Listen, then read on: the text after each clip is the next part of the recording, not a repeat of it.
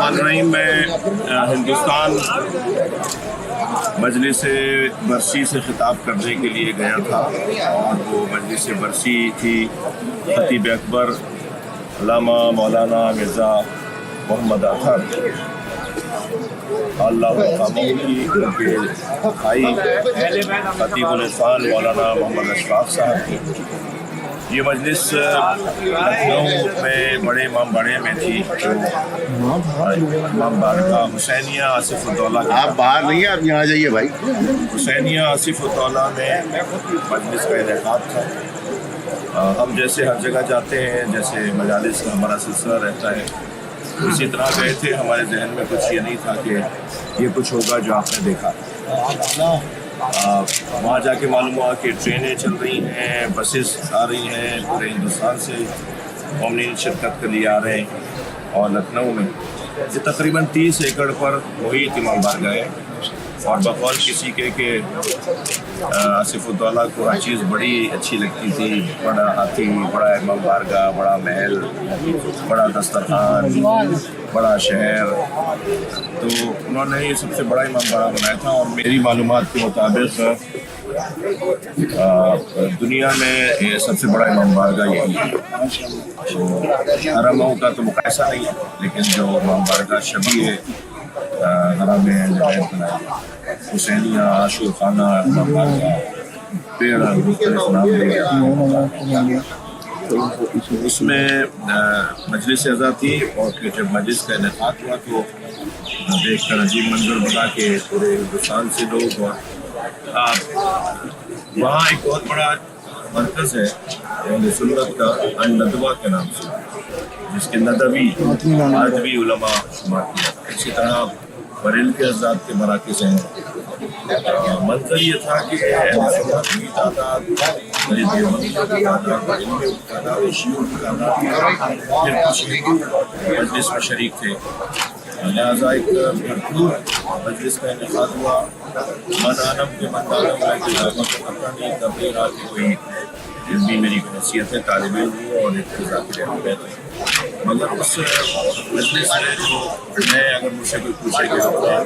آپ اپنا تاثر ہوتا ہے، تو میں یہ سمجھتا ہوں کہ مجلس کا پتہ نہیں ہزاروں کا نہیں، مگر یہ تمام مجلسوں پر ایک تاج کی حیثیت ہے۔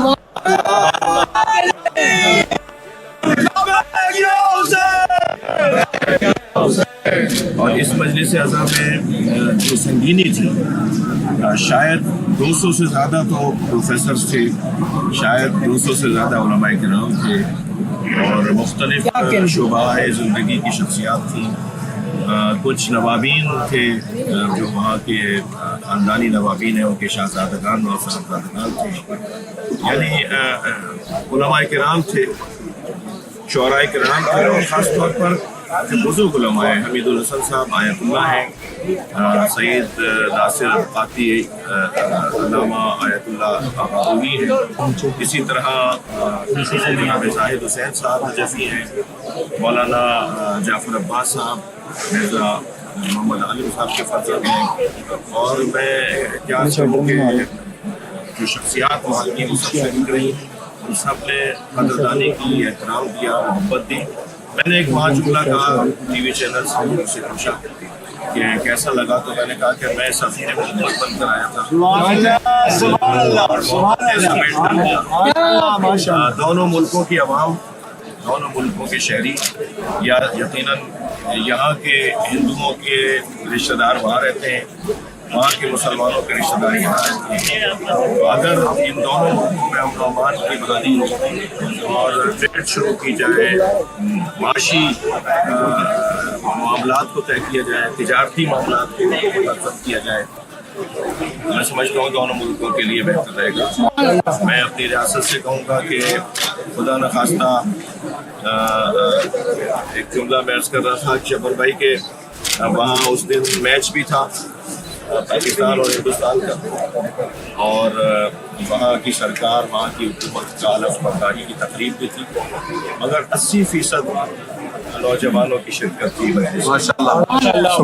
نوجوان میچ کو چھوڑ کر اور اپنے سیاسی حالات کو چھوڑ کر ایک بہت بڑی طاقت ہے، بہت بڑا سرمایہ ہے پوری عالم اسلام۔ میں سمجھتا ہوں کہ ہمارا یہاں سے جانا وہاں اور وہاں کی محبتوں کو سمیٹ کر لانا یہاں، یہ دونوں ملکوں کے لیے ایک پیغام ہے امن کا، محبت کا، بھائی چارگی کا، برداشت کا اور محبت کی سفارتکاری کا۔ میں آپ سب کے تمام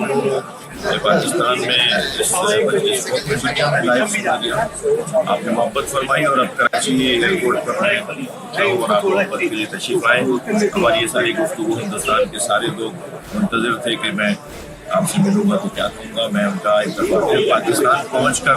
ہندوستانیوں کا شکریہ ادا کر رہا ہوں، ان کی محبتوں کا، خاص طور پر خطیب اکبر کے خاندان کا، مرزا یاسر عباس صاحب قبلہ، مولانا مرزا اعجاز صاحب، ان کے بھائی، سارے ان کے خاندان کے لوگ، اور جن لوگوں نے اس مجلس کو سجانے میں اور اس کا اہتمام کرنے میں اپنی خدمات انجام دی، ان سب کو ایک مرتبہ